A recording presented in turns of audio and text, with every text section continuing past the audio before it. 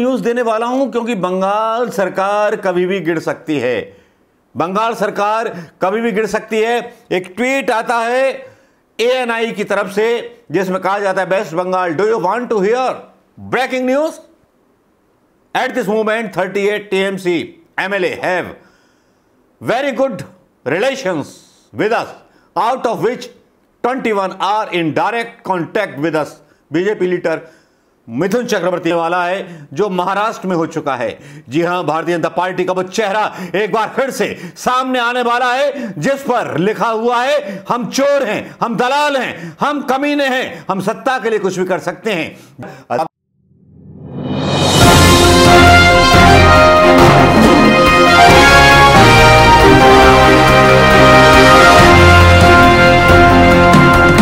दोस्तों नमस्कार, मैं मनोज शर्मा आज फिर अपनी पुरानी जिंदगी में लौटते हुए उसी सेटअप के साथ, जिस सेटअप के साथ आप मुझे देखना पसंद करते हैं। जी हां, आज उसी सेटअप के साथ उन खबरों को उधेड़ने आया हूं, उन खबरों की जानकारी आपके बीच लेकर के आया हूं जिन खबरों ने देश की चिंता बढ़ा दी है।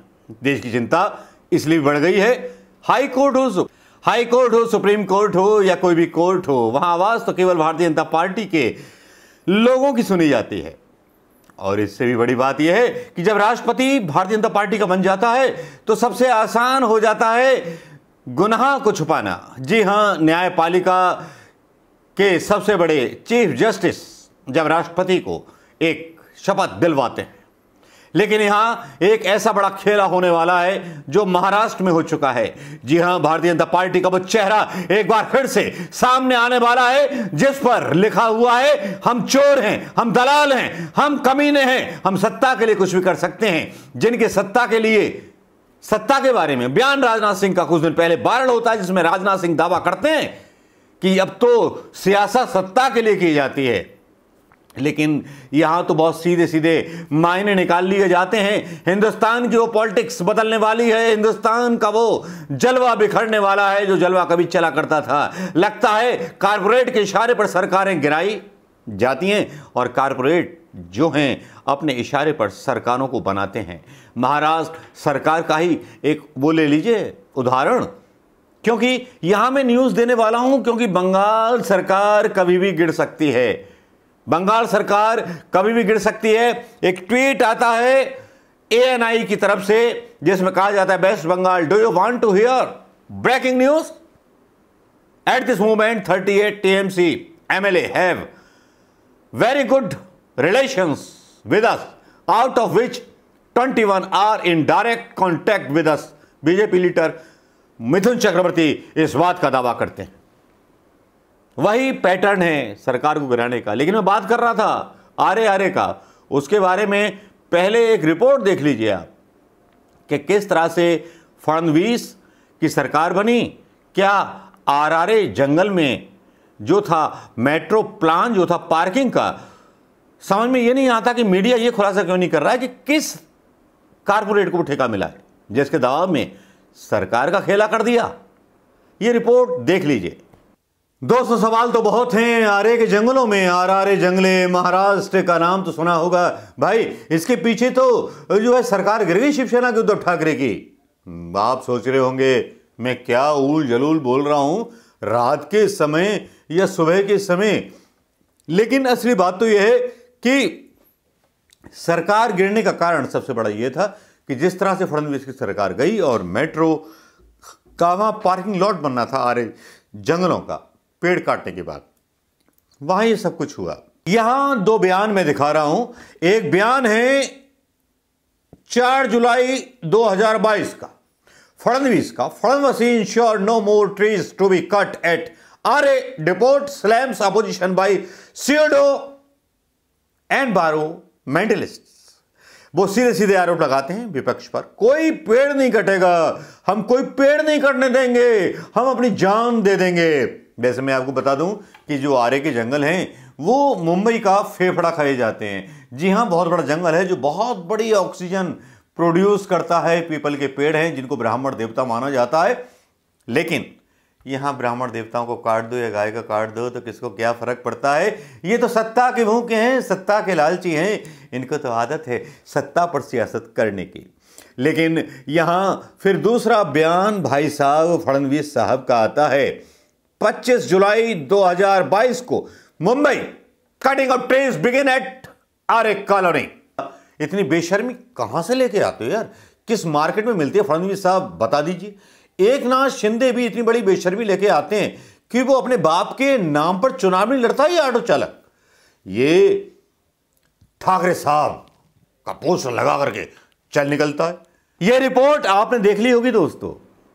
यह रिपोर्ट मेहनत के साथ बनाई है, लेकिन इसमें कुछ सवाल छुपे हुए हैं। अब सवाल यहां पश्चिम बंगाल पर आ जाते हैं। पश्चिम बंगाल पर उस छापे पर सवाल उठ जाते हैं जहां करोड़ों की दौलत एक जो है लेडीज के यहां से बरामद होती है, जिसका संबंध टीएमसी के एक नेता के साथ जोड़ा जाता है। ईडी इसमें मास्टर प्लेइंग रोल में होती है। आप कोई भी सरकार देख लीजिए, कैसी भी सरकार देख लीजिए, जो महाराष्ट्र में गिरी हो या कहीं भी गिरी हो, वहां पर ईडी का सबसे बड़ा रोल रहा है। और बंगाल में भ्रष्टाचार मिला, करोड़ों रुपए के नोटों की खबर चली, और उसके बाद तो जैसे भारतीय जनता पार्टी जिंदा हो गई। मिथुन दा ओए बोलने लगे, क्या समझते हो हम सरकार नहीं बना सकते? भाई ये तो रवानगी होनी चाहिए थी, क्योंकि इस दुष्ट हिंदुस्तान, जो बेईमान हिंदुस्तान, नए न्यू इंडिया का मतलब बेईमान हिंदुस्तान, बेईमान सरकार, बेईमान सत्ता की चाहने वाली, संवैधानिक प्रक्रियाओं को तोड़ने वाली, संविधान को तोड़ने वाली, ये वो सरकार है जो चाहती है कि अब पश्चिम बंगाल में खेला कर दिया जाए। खबर न्यूज़ भी आ जाती है मिथुन चक्रवर्ती के खिलाफ। यहां हम वो बात नहीं करेंगे जो हापुड़ में खुलासा हुआ है, क्योंकि वहां भी जो है बहुत कुछ ऐसा चल रहा है जो मणिपुर और मेघालय की पॉलिटिक्स में चल रहा है। लेकिन यहाँ जिस तरह से खबर आती है मिथुन चक्रवर्ती के बारे में, और जिस तरह से दावा करते हैं मिथुन चक्रवर्ती कि साहब हमारे पक्ष में बहुत सारे लोग आ चुके हैं, और मिथुन चक्रवर्ती का जो इशारा होता है वो एक पैटर्न बताता है कि एक पैटर्न है। जब भी कहीं की सरकार गिरती है, चाहे गुजरात की सरकार हो, चाहे महाराष्ट्र की सरकार हो, चाहे उत्तराखंड की सरकार हो, आपको तो पता है कि किस तरह से भारतीय जनता पार्टी डील करती है। और जब कोई इनका एक नेता, मिथुन चक्रवर्ती नहीं, कोई भी एक नेता जो इस प्रदेश के साथ जुड़ा हुआ हो, जब वो दावा करता है तो वो पहले से अपने पास कई विकल्प रखता है। पहले खबरें चलाई जाती हैं, उसके बाद पार्टियों को तोड़ा जाता है। ममता बनर्जी की सरकार को तोड़ने के इस षड्यंत्र में मिथुन चक्रवर्ती कितने कामयाब हो पाएंगे, कितने कामयाब नहीं हो पाएंगे, ये तो नहीं कह सकते। लेकिन इतना ज़रूर है कि यहाँ भारत का संविधान और जितने भी मतलब जो मानक बनाए गए थे कांग्रेस के द्वारा 17 साल में, वो खंड वंड होते हुए दिखाई दे रहे हैं। अब ममता बनर्जी के ऊपर है कि उनकी सरकार गिरने वाली है, तो वो कैसे बचाएंगे अपनी सरकार। ये एक रेड सिग्नल है ममता बनर्जी के लिए, जो सीधे सीधे कहता है कि सरकार गिरने वाली, और भारतीय जनता पार्टी बेशर्मी के साथ, और बेशर्मी के साथ मिथुन चक्रवर्ती एक अभिनेता रहा है। ये आदमी, ये अभिनेता उस जमाने में बना जब 70 साल कांग्रेस की सरकार रही। ये आदमी आज उस लोकतंत्र को सीधे सीधे अपने बयान से हत्या कर देना चाहता है। तो क्या कहूं, बहुत सीधी सी बात है कि जो है जब देश के लोग ही बिक चुके हों तो देश में ईमानदारी की कोई वैल्यू रहती नहीं है। जहां देश के नेता बिके हों और देश के नेता बिक जाएं सरकार बदलने के लिए, तो समझ लीजिए ये नेता कितने गिरे हुए हैं।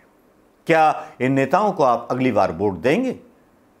ममता बनर्जी की सरकार कब गिरेगी, कब नहीं गिरेगी, उसके बारे में केवल आशंकाएं लगाई जा सकती हैं। लेकिन ये देश की सरकार और देश के ये इतने गंदे लोग जिनको जिता करके भेजा है पब्लिक ने, ये कब आस्था बदल लेते हैं और इनकी इज्जत भारतीय जनता पार्टी में जाने के बाद रहती नहीं है।